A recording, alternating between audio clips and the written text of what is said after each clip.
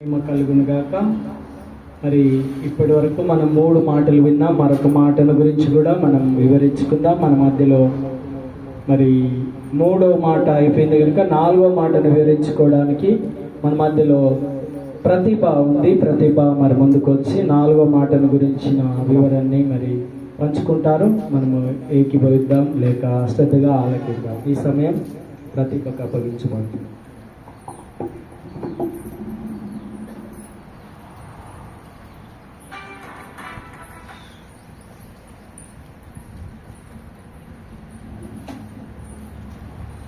వందనాలు.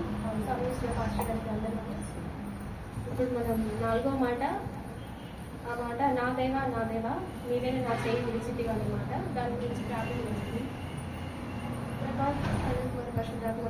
స్తోత్రములు వందనాలు నాయన తండ్రి. ప్రభావ ఇప్పటి వరకు జరిగిన కార్యక్రమంలో ప్రభావ మీరు మాతో మీరు నడిపించినందుకు మీకు స్తోత్రములు నాయన తండ్రి. మరి నేను చెప్పబోయే వాక్యం ప్రభావ మీరు నాలో నుండి నన్ను ఆటలాడించిన ప్రభావ తెలియవచ్చని నాకు స్తోత్రాలు నాయన ప్రభావ.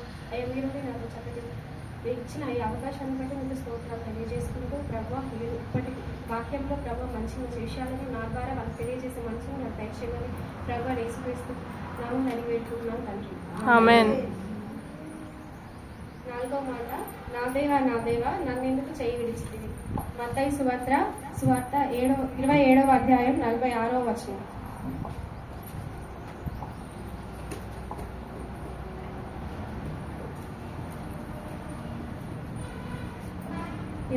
వచనం 27వ అధ్యాయం 46వ వచనం. ఇంచుమించు 3 గంటలప్పుడు యేసు ఏలి ఏలి లామా సబక్తాని అని బిగ్గరగా కేక వేశాను. అంటే ఆ మాటకు అర్థం నా దేవా నీవేలే నా చేయి విడిచితివి అని అక్కడ అర్థం.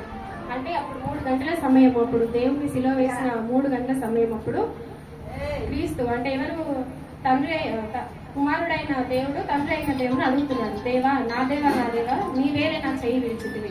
అంటే నేను పగలు రాత్రి తేడా లేకుండా నేను వేడుకుంటున్నాను, మొరపెట్టుకుంటున్నాను, నీవేలే నా చేయి విడిచితివి అని దేవుడు, కుమారుడైన దేవుడు తండ్రి అయిన దేవుడిని అడుగుతున్నాడు.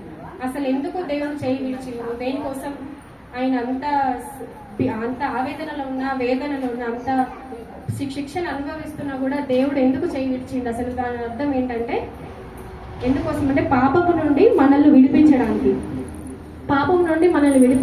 హెబ్రీయులకు రాసిన పత్రిక 2వ అధ్యాయం 15వ వచనంలో మనం మాట్లాడుతున్నాం.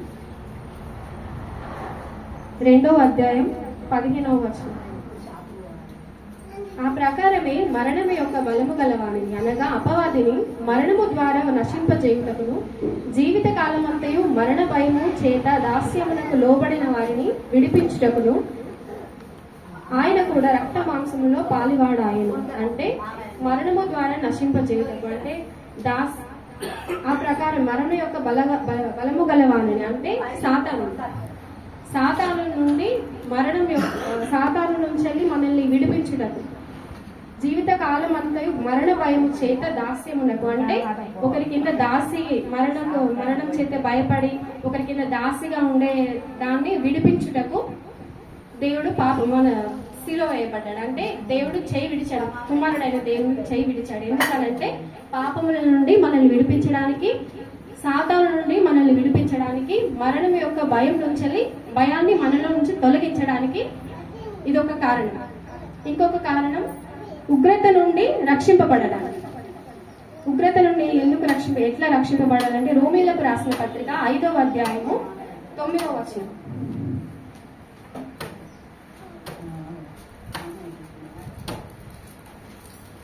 రోమీలకు 5:9 వచనం.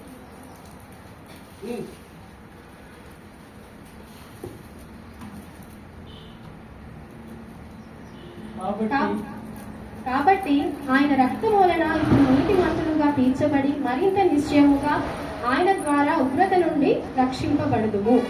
ఆయన రక్తము చేత మన నీతిమంతులం అంటే ఆయన మన కోసం రక్తము కార్చాడు. ఎందుకు? మనల్ని నీతిమంతులుగా చేయడానికి.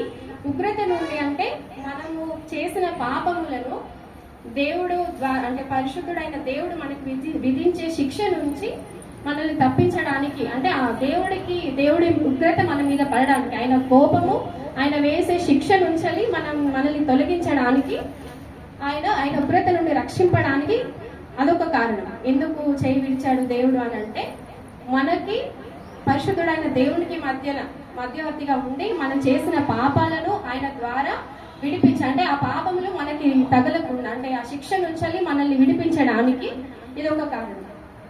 ఉగ్రత్వం అంటే దేవుని కోపానికి మనం బలి అవ్వకుండా ఆయనే మన పాపముల కోసం బలి అయ్యాడు సిల్వలో, అదొక కారణం. తర్వాత మన శత్రుత్వం పోగొట్టడానికి, ఇదే రోమియోలకు రాసిన పత్రికలో 5వ అధ్యాయం 10వ వచనంలో, ఏలయనగా శత్రువులమై ఉండగా ఆయన కుమారుని మరణము ద్వారా మనము దేవునితో సమాధానపరచబడిన ఎడల సమాధానపరిచిన వారమై ఆయన జీవించుట చేత మరి నిశ్చయముగా రక్షింపబడుదుము.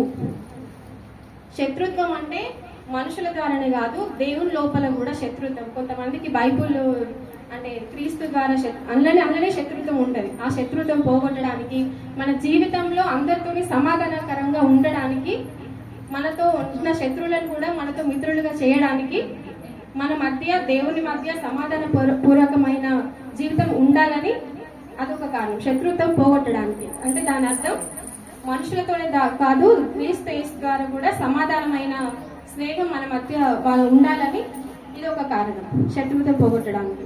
ఇంకొకటి మనల్ని నీతిమంతులుగా చేయడానికి. ఇదే అధ్యాయంలో 9వ వచనంలో ఉంటుంది. నీతిమంతులుగా అంటే మనం దేవుని పట్ల భయభక్తులు కలిగి ఎలాంటి చెడు పనులు చేయకుండా, ఆజ్ఞాతిక్రమములు చేయకుండా ఉంటే దాని అట్లా చేయడానికి, నీతిమంతులుగా చేయడానికి ఇది ఒక కారణం. ఆయన చేయి విడిచిన కారణంలో ఇది ఒకటి. నీతిమంతులుగా చేయడానికంటే దేవుని యందు భయభక్తులు కలిగి బైబిల్ ప్రకారంగానైనా దేవుని ప్రకారమైన ఆజ్ఞాతిక్రమాలు చేయకుండా ఉండడానికి, మనకు నిత్య జీవం ఇవ్వడానికి. నిత్య జీవం ఇవ్వడానికంటే 6వ అధ్యాయం, రోమిలకు రాసిన 6వ అధ్యాయం 23వ వచనం, ఏలయనగా పాపము వలన వచ్చు జీతము మరణము, అయితే దేవుని కృపావరము మన ప్రభు అయిన క్రీస్తు యేసునందు నిత్య జీవం. పాపము అంటే పాపం వల్ల మనం చేసే పాపాల వల్ల వచ్చేది మరణం. ఆ మరణాన్ని జయించడానికి, అంటే ఇక్కడ భూమి మీద జీవించే జీవితమే కాకుండా పరలోకంలో దేవునితో జీవించే జీవితాన్ని మనకు ప్రసాదించడానికి. నిత్య జీవం అంటే ఇక్కడే కాదు, పరలోకంలో కూడా మనల్ని దేవునితో ఆరాధించి స్తుతించి దేవునితో కలిసి ఉండే జీవాన్ని, నిత్య జీవం ఇవ్వడానికి దేవుడు మన కోసం బలియాగమయ్యాడు. అంటే మన పాపం రక్షించడానికి మనం దేవుని యొద్దకు వెళ్ళే మార్గం ఏదైనా ఉందంటే అది క్రీస్తు యేసు ద్వారానే. ఒక పాప అయిన మనిషికి పరిశుద్ధుడైన దేవునికి మధ్య ఉన్నది కుమారుడైన క్రీస్తు యేసు.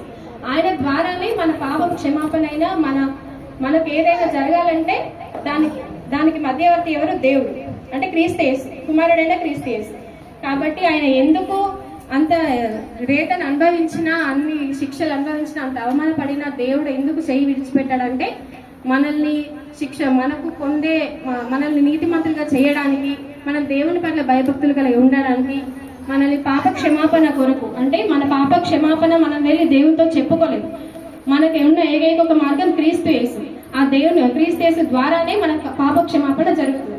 కాబట్టి దేవుడు అంత వేదనగా అడిగినా కూడా దేవుడు చేయి విడిచిపెట్టడానికి కారణం మన కోసం, అంటే మనకు రక్షణ కల్పించడానికి, మనల్ని నీతిమంతులుగా చేయడానికి, దేవుని ఉగ్రత నుండి మనల్ని కాపాడాలి.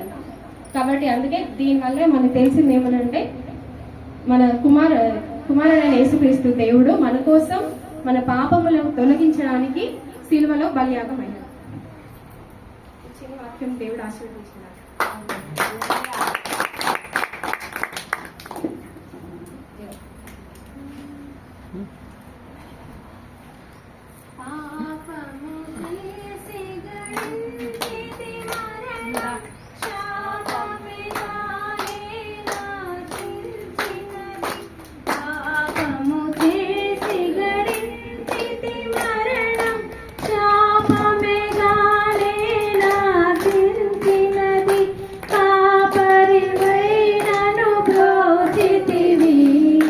కాపరివై